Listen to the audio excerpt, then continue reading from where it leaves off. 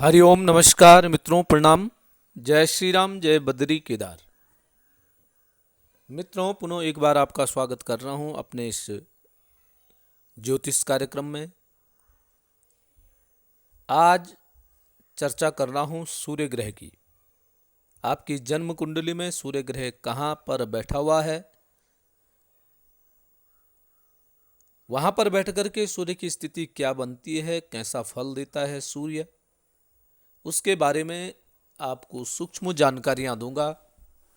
तो वीडियो प्रारंभ करूं उससे पहले आपसे पुनः निवेदन, यदि आपने चैनल को सब्सक्राइब नहीं किया है तो कृपया चैनल को सब्सक्राइब जरूर करें, स्वयं भी करें, अन्य लोगों से भी कराएं। वीडियो को अंत तक देखें। यदि आपको ठीक लगती है तो शेयर भी जरूर करें, दूसरे लोगों को भी भेजें और साथ में मित्रों लाइक और कमेंट भी करें। बहुत सरलता से आपको बताऊंगा सूर्य ग्रह के बारे में। आपने केवल जन्म कुंडली खोलनी है। जन्म कुंडली खोल करके आपने ये देखना है कि सूर्य ग्रह आपका कहाँ पर है। कोई भी यह कर सकता है। जो कुंडली मैंने बना रखी है उसमें जो एक जहाँ पे लिख रखा है वो पहला भाव है। इसी क्रम से 2, 3, 4, 5, 6, 7, 8, 9, 10, 11, 12 भाव लिखे हैं। आपका जहाँ पे मैंने एक लिखा है तो आपकी कुंडली जो होगी उसमें 1 से 12 में से कोई भी अंक लिखा हो सकता है, परंतु भाव प्रथम होगा वो। यदि वहाँ पे 5 लिखा होगा तो सिंह लग्न होगा, भाव प्रथम होगा। तो इस प्रकार से आप दे सकते हैं। तो मित्रों चलो वीडियो में चलते हैं।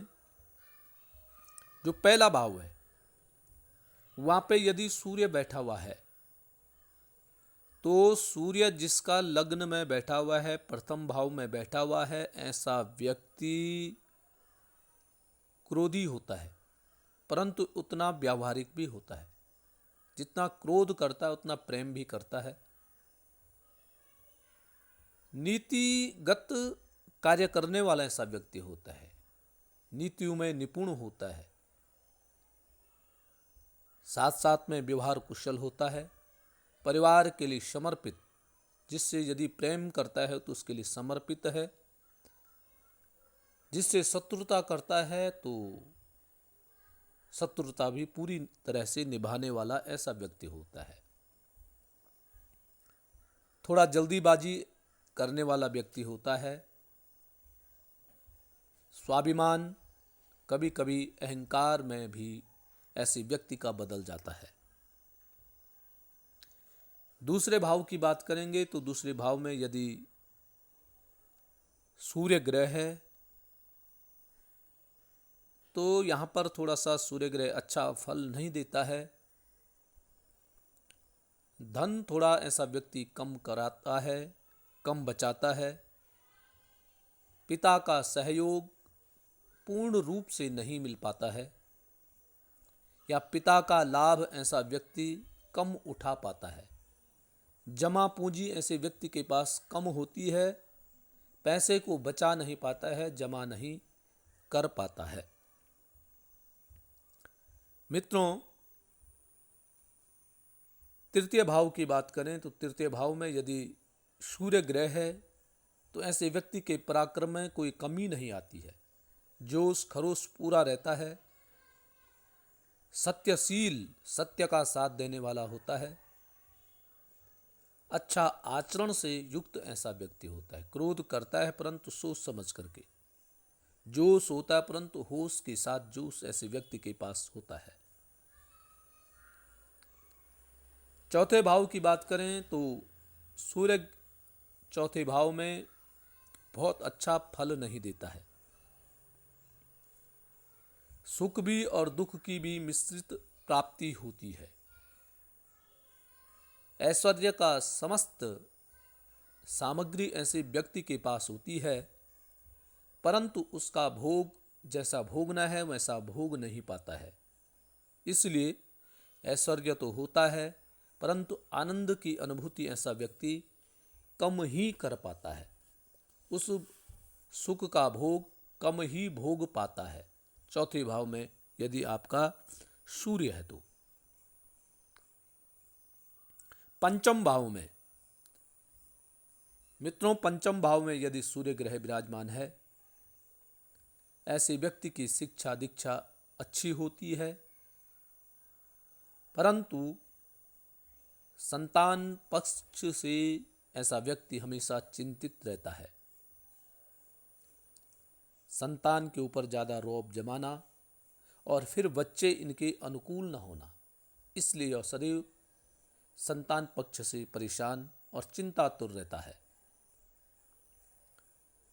छठवें भाव की बात करें मित्रों, तो छठवें भाव में सूर्य अच्छा फल देता है, अच्छा होता है।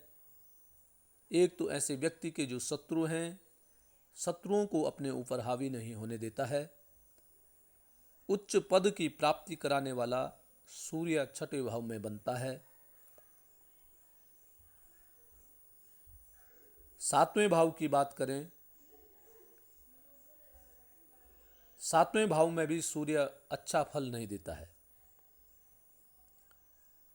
जीवन साथी तो श्रेष्ठ मिलता है, परंतु जीवन साथी अहंकार युक्त ऐसे व्यक्ति का होता है। झगड़ालू स्वभाव का पार्टनर ऐसे व्यक्ति को प्राप्त होता है, जो छोटी छोटी बातों पे क्रोधित होकर के कार्य करे। सप्तम भाव में सूर्य बैठ कर के ऐसा व्यक्ति को करा देता है। आठवें भाव की बात करें, आठवें भाव में यदि सूर्य ग्रह विराजमान है, ऐसा व्यक्ति शारीरिक आलस्य की अधिकता ऐसे व्यक्ति में होती है।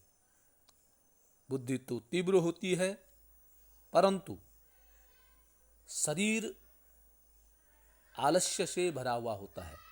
आलसी ऐसा व्यक्ति अधिक होता है, अपना काम भी स्वयं नहीं कर पाता है।